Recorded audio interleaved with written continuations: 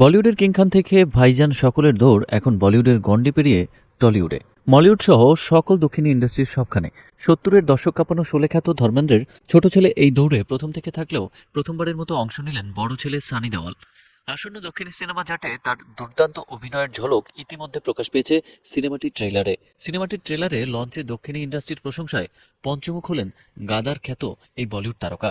সানি দেওয়াল বলেন, দক্ষিণের প্রযোজকরা দুর্দান্ত কাজ করছেন। আমি বোম্বের প্রযোজকদের বলতে চাই তারা যেন সাউথদের থেকে কৌশল শিখে নেওয়ার চেষ্টা করেন। বলিউডের পরিচালকদের উপদেশ দিয়ে বলেন, সিনেমা ভালোবাসা নিয়ে বানান, দক্ষিণের প্রযোজকদের কাছ থেকে শিখুন। আর বলিউড বলবেন না, বলুন হিন্দি সিনেমা।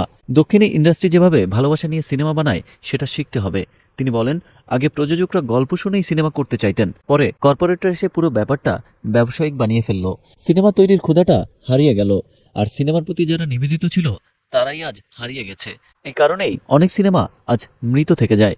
আগামী এপ্রিল 10-এ মুক্তি পাচ্ছে সানি দেওয়ালের আসন্ন সিনেমা জাট, যা নিয়ে উন্মাদনা শুরু হয়েছে ভক্তদের মাঝে। সিনেমাটি পরিচালনা করেছেন সাউথের গোপীচাঁদ মালিনেনি, প্রযোজনা করেছে হায়দ্রাবাদের মাইত্রী মুভি মেকার্স, যারা পুষ্পা ফ্রাঞ্চাইজির জন্য বিখ্যাত। জাট একটি হাই অকটেন অ্যাকশন ড্রামা, যেখানে থাকবে দক্ষিণী স্টাইলের মাসালা এন্টারটেইনমেন্ট।